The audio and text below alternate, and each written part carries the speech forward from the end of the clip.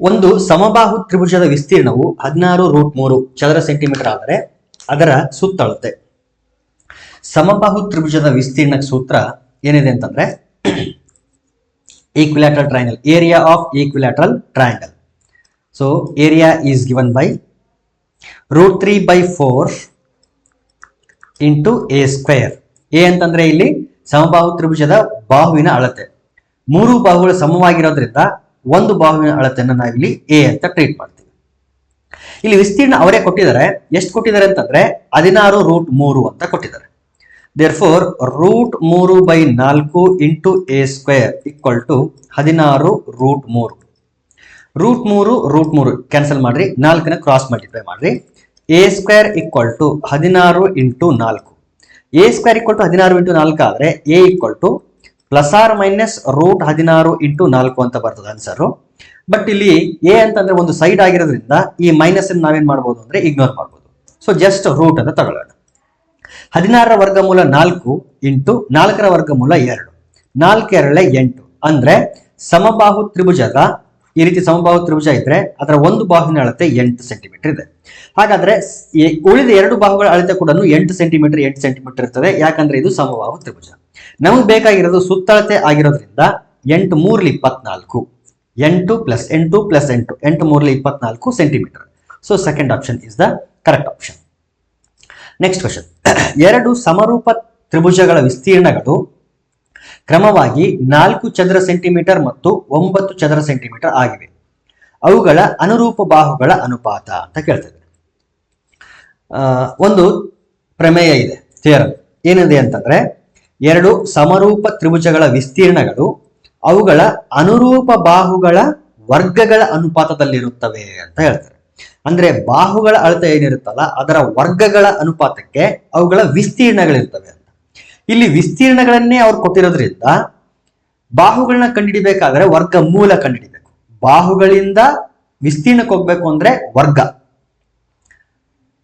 ವಿಸ್ತೀರ್ಣದಿಂದ ಬಾಹುಗಳ ಅನುಪಾತ ಬೇಕು ಅಂತಂದ್ರೆ ವರ್ಗ ಮೂಲ ತಗೋಬೇಕಾಗ್ತದೆ.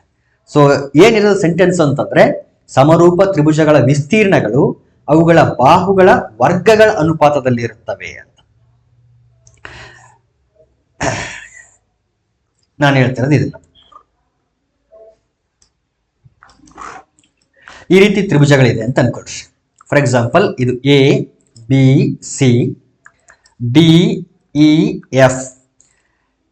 Imagine that triangle ABC is similar to triangle DEF. 2 ತ್ರಿಭುಜಗಳು ಸಮರೂಪ ತ್ರಿಭುಜಗಳು ಅಂತ ಅನ್ಕೊಳ್ರಿ. ಹಾಗಾದ್ರೆ ತ್ರಿಭುಜ ABC ಯ ವಿಸ್ತೀರ್ಣ ಡಿವೈಡೆಡ್ ಬೈ ತ್ರಿಭುಜ DEF ನ ವಿಸ್ತೀರ್ಣ will be equal to AB square by DE square.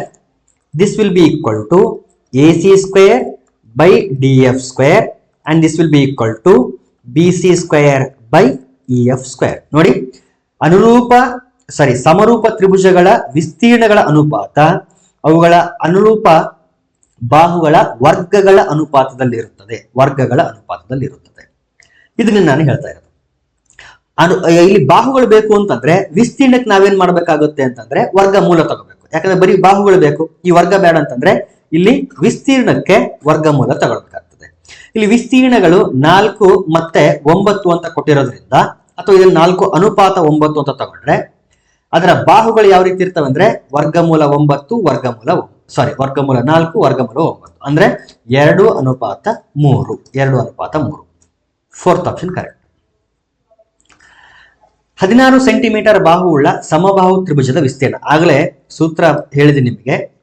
A ಅಂದ್ರೆ ವಿಸ್ತೀರ್ಣ, area equal to √3/4 into a square. A ಅಂದ್ರೆ length of one side of equilateral triangle. A ಅಂತಂದ್ರೆ ಇಲ್ಲಿ 16 ಸೆಂಟಿಮೀಟರ್ ಅಂತ ಹೇಳಿದ್ದಾರೆ. ಸೊ 16 ವರ್ಗ ಅಂತ ಹೇಳಿರೋದ್ರಿಂದ 16 ಇಂಟು 16 ಅಂತ ಬರ್ಕೊಳ್ತೀವಿ. 4 1 4 4 16, 16 4 64. ಸೊ 64√3 ಚದರ ಸೆಂಟಿಮೀಟರ್. ಇದು ಆನ್ಸರ್. 64√3 ಚದರ centimetre. Option 4 is the correct answer.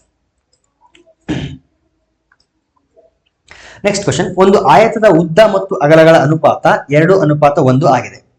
ಅದರ ಸುತ್ತಳತೆ 60 ಸೆಂಟಿಮೀಟರ್ ಆಗಿದ್ದರೆ ವಿಸ್ತೀರ್ಣವನ್ನು ಕಂಡುಹಿಡಿಯಿರಿ. ನಿಜವಾದ ಉದ್ದ ಎಷ್ಟು, ನಿಜವಾದ ಅಗಲ ಎಷ್ಟು ಅಂತ ಗೊತ್ತಿಲ್ಲ ನಮಗೆ. ಇಲ್ಲಿ ಅನುಪಾತ ಕೊಟ್ಟಿರೋದ್ರಿಂದ ನಿಜವಾದ ಉದ್ದ ಲೆಂತ್ ಏನಂತ ಅನ್ಕೊಳ್ಳೋಣ ಅಂದ್ರೆ 2x ಅಂತ ಅನ್ಕೊಳ್ಳೋಣ.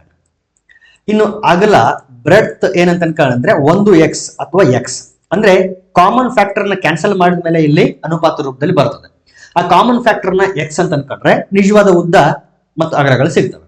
ಸೊ ನಿಜವಾದ ಉದ್ದ 2x ಆದ್ರೆ ಅಗಲ x ಅಥವಾ 1x. ಸುತ್ತಳತೆ ಕೊಟ್ಟಿದ್ದಾರೆ 60 ಸೆಂಟಿಮೀಟರ್. ಸುತ್ತಳತೆ ಪೆರಿಮೀಟರ್ ಆಫ್ ರೆಕ್ಟ್ಯಾಂಗಲ್ ಸೂತ್ರ ಏನಿದೆ ಅಂದ್ರೆ 2 ಇಂಟು ಉದ್ದ ಪ್ಲಸ್ ಅಗಲ, 2 ಇಂಟು ಲೆಂತ್ ಪ್ಲಸ್ ಬ್ರೆಡ್ತ್. ಸುತ್ತಳತೆ 60 and it is equal to 2 into l ಅಂದ್ರೆ 2x ಪ್ಲಸ್ ಬಿ ಅಂದ್ರೆ x. 2 ಒಂದ್ಲೆ 2 30, ಇಲ್ಲಿ 30 it is equal to 2x plus x ಅಂದ್ರೆ 3x, 3 ಒಂದ್ಲೆ 3 10, therefore x equal to 10. x ಅಂದ್ರೆ 10 ಅಂತ ಬಂತು. 10 ಅಂತ ಬಂದ್ರೆ ಉದ್ದ ಎಷ್ಟಾಯ್ತು ಹಾಗಾದ್ರೆ 2 ಇಂಟು 10, ಯಾಕಂದ್ರೆ x ಪ್ಲೇಸ್ ಅಲ್ಲಿ 10 ಹಾಕಿದ್ರೆ 2 10 20, ಉದ್ದ 20 ಸೆಂಟಿಮೀಟರ್ ಇದೆ. ಇನ್ನು ಅಗಲ x ಆಗಿರೋದ್ರಿಂದ 10 ಸೆಂಟಿಮೀಟರ್. ಉದ್ದ 20 ಸೆಂಟಿಮೀಟರ್, ಅಗಲ 10 ಸೆಂಟಿಮೀಟರ್. ನಮಗೆ ಬೇಕಾಗಿರೋದು ಆ ಆಯತದ ವಿಸ್ತೀರ್ಣ ಬೇಕು, area of rectangle. Area of rectangle is given by length into breadth, that is nothing but 20 into 10, 20 into 10, therefore 200 ಚದರ centimetre. Option 2 is the correct option. ಒಂದು ಅರ್ಧ ವೃತ್ತಾಕಾರದ ಕಿಟಕಿಯ ವ್ಯಾಸವು 49 ಸೆಂಟಿಮೀಟರ್ ಆಗಿದೆ. ಅದರ ಸುತ್ತಳತೆ ಕಂಡುಹಿಡಿಬೇಕು. ಪೈ ಅಂತ ಇದ್ರೆ ಅಲ್ಲಿ ನಾವು 22/7 ಬಳಸಬೇಕು ಅಂತ ಹೇಳ್ತಾರೆ. ಇಲ್ಲಿ ಅರ್ಧ ವೃತ್ತಾಕಾರ ಬೇಕಾಗಿದೆ.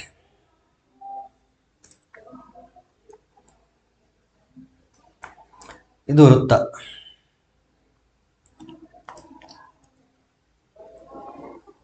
ಸಪೋಸ್ ಇದು ಅರ್ಧ ವೃತ್ತ.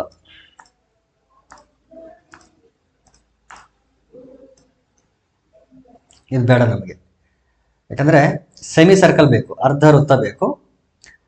ಅದರಲ್ಲಿ ಏನೇನು ಇನ್ಫಾರ್ಮೇಶನ್ ಕೊಟ್ಟಿದ್ದಾರೆ ಅಂತ ಆಮೇಲೆ ನೋಡೋಣ.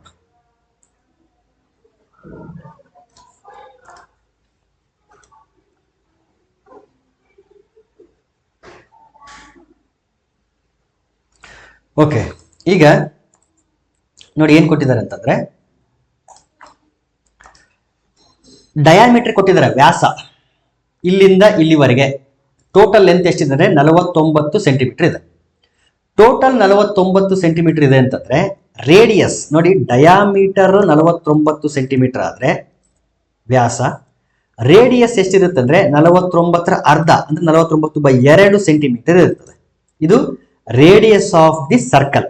ಸರ್ಕಲ್ ಅಂತಾನೆ ಅನ್ಕೊಳ್ರಿ, ಏನಾಗಲ್ಲ.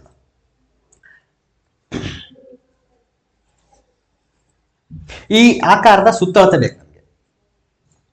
ಸರ್ಕಲ್ ಆಗಿದ್ರೆ ಸರ್ಕಂಫರೆನ್ಸ್ ಆಫ್ ಸರ್ಕಲ್ ಸೂತ್ರ ಏನಿದೆ ಅಂದ್ರೆ 2πr ಇದೆ. ಹಾಗಾದ್ರೆ ಸರ್ಕಂಫರೆನ್ಸ್ ಆಫ್ ಅಂದ್ರೆ ಅರ್ಧ ವೃತ್ತದ ಅಳತೆ ಎಷ್ಟಿರುತ್ತೆ ಅಂತಂದ್ರೆ ಇದರ ಅರ್ಧ ಇರ್ತದೆ, πr ಲೆಂತ್. ಈ ಕಡೆ ಕೆಳಗಡೆ ಇರ್ತಕ್ಕಂಥದ್ದನ್ನ ಟೋಟಲ್ ಆಗಿ ತಗೊಂಡ್ರೆ ಅದರ ಉದ್ದ ಎಷ್ಟಿರ್ತಿತ್ತು 2πr ಇರ್ತಿತ್ತು. ಬಟ್ ನಮಗೆ ಬರೀ ಮೇಲ್ಗಡೆ ಮಾತ್ರ ವೃತ್ತ ಇರೋದ್ರಿಂದ ಇದರ ಅರ್ಧ ತಗೋಬೇಕು. ಸೊ 2 ಕ್ಯಾನ್ಸಲ್ ಮಾಡಿದ್ರೆ πr. ಯಾವ ಲೆಂತ್, ಇಲ್ಲಿಂದ ಇಲ್ಲಿವರೆಗೆ ಇರ್ತಕ್ಕಂಥ ಲೆಂತ್ ಎಷ್ಟು ಅಂದ್ರೆ πr. ಪೈ ಅಂದ್ರೆ ಏನಂತ ಯೂಸ್ ಮಾಡ್ಬೇಕು ಅಂತ ಹೇಳಿದ್ರೆ 22/7 ಅಂತ. ಆರ್ ಅಂತಂದ್ರೆ 49/2 ಸೆಂಟಿಮೀಟರ್ ಸಿಕ್ಕಿದೆ ನಮಗೆ. ಇನ್ನು πr ಅಂತಂದ್ರೆ ಮೇಲ್ಗಡೆ ಇರ್ತಕ್ಕಂಥದ್ದು ಆರ್ಕ್ ಅಂತ ಏನ್ ಕರಿತೀವಿ, ಅದರ ಲೆಂತ್ ಆಯ್ತು. ಕೆಳಗಡೆ ಒಂದು ವ್ಯಾಸ ಇದೆ, ಅದರ ಲೆಂತ್ ಕೂಡ ಗೊತ್ತಿದೆ ನಮಗೆ 49 ಸೆಂಟಿಮೀಟರ್. ಯಾಕಂದ್ರೆ ಇಲ್ಲಿನ ಅರ್ಧ ವೃತ್ತಾಕಾರದ ಕಿಟಕಿ ಅಂತ ಹೇಳಿದ್ರಲ್ಲ, ಇದರ ವ್ಯಾಸ ಬೇಕು ನಮಗೆ. ಟೋಟಲ್ ಇಷ್ಟನ್ನು ಕೂಡಿಸ್ಬೇಕು ನಾವು. ಸೊ πr ಜೊತೆಗೆ ಈ 49 ಕೂಡ ಸೇರಿಸ್ಬೇಕಾಗ್ತದೆ. ಸೊ ಎಷ್ಟು ಬರುತ್ತೆ ಹಾಗಾದ್ರೆ, ಪೈ ಅಂತಂದ್ರೆ 22/7 ಇಂಟು ಆರ್ ಅಂತಂದ್ರೆ 49/2 ಪ್ಲಸ್ ಇದು πr ಆಯ್ತು, ಪ್ಲಸ್ 49 ಸೇರಿಸ್ಬೇಕು. 2 ಒಂದ್ಲೆ 2 11, 7 ಒಂದ್ಲೆ 7 7 49.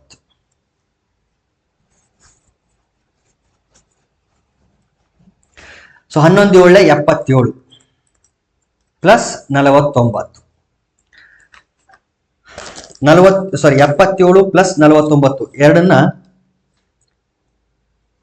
ಸೇರಿಸಿದ್ರೆ ಎಷ್ಟು ಬರ್ತದೆ 9 + 7 ಬಿಡಿಸ್ತಾನ 9 7 16ಕ್ಕೆ 6 ದಶಕ 1 4 1 5 5 + 7 12 126 ಸೆಂಟಿಮೀಟರ್ ಬರ್ತದೆ 126 ಸೆಂಟಿಮೀಟರ್.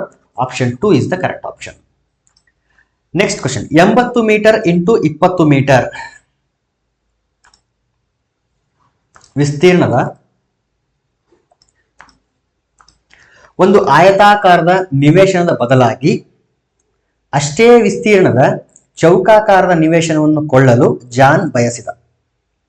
ಹಾಗಾದರೆ ಆ ಚೌಕಾಕಾರದ ನಿವೇಶನದ ಒಂದು ಬಾಹುವಿನ ಉದ್ದ ಎಷ್ಟು ಅಂತ ಕೇಳ್ತಾರೆ. ಬಹಳ ಸಿಂಪಲ್ ಆಗಿದೆ. ಅಂದ್ರೆ ಆಯತದ ವಿಸ್ತೀರ್ಣ ಮತ್ತು ಚೌಕದ ವಿಸ್ತೀರ್ಣ ಎರಡೂ ಸೇಮ್ ಇರಬೇಕು. ಆಯತದ ವಿಸ್ತೀರ್ಣ ಸೂತ್ರ ಏನು ಅಂದ್ರೆ ಲೆಂತ್ ಇಂಟು ಬ್ರೆಡ್ತ್. ಚೌಕದ ವಿಸ್ತೀರ್ಣ ಸೂತ್ರ ಅಂದ್ರೆ ಸೈಡ್ ಇಂಟು ಸೈಡ್ ಅಥವಾ side square. Length into breadth ಅಂದ್ರೆ 80 metre into 20 metre that is equal to s square. 80 into 20 8 16 2 1600 s square side square. ಹಾಗಾದ್ರೆ ಸೈಡ್ ಈಕ್ವಲ್ ಟು ರೂಟ್ 1600. ನಾನು ಪದೇ ಪದೇ ಹೇಳ್ತಿದ್ದೀನಿ, ಸ್ಕ್ವೇರ್ ತೆಗೆದು ಸ್ಕ್ವೇರ್ ರೂಟ್ ಹಾಕ್ಬೇಕಾದ್ರೆ ಪ್ಲಸ್ ಆರ್ ಮೈನಸ್ ಅಂತ ಹಾಕ್ಬೇಕು. ಆದ್ರೆ ಸೈಡ್ ಅನ್ನೋದು ಒಂದು ಪಾಸಿಟಿವ್ ಕ್ವಾಂಟಿಟಿ ಆಗಿರೋದ್ರಿಂದ ನಾನು ನೆಗೆಟಿವ್ನ ಹಾಕಲ್ಲ. ಪಾಸಿಟಿವ್ ಹಾಕಿದ್ರು ಕೂಡ ಹಾಕಿಲ್ಲ ಅಂದ್ರೂ ಕೂಡ ಅಲ್ಲಿ ಏನಿಲ್ಲ ಅಂದ್ರೆ ಪಾಸಿಟಿವ್ ಇದ್ದೇ ಇರ್ತದೆ. ದಿಸ್ ಈಸ್ ಈಕ್ವಲ್ ಟು 1600 ವರ್ಗಮೂಲ ಎಷ್ಟು ಅಂತಂದ್ರೆ 40 ಮತ್ತು 400 ಅಂತ ಬರೀಬಾರ್ದು 40. ಸೊ ಒಂದು ಬಾಹುವಿನ ಉದ್ದ ಎಷ್ಟು ಸೆಂಟಿಮೀಟರ್ ಅಥವಾ ಎಷ್ಟು ಮೀಟರ್ ಇರುತ್ತೆ ಅಂತಂದ್ರೆ 40 ಮೀಟರ್ ಇರ್ತದೆ. Option 2 is the correct option.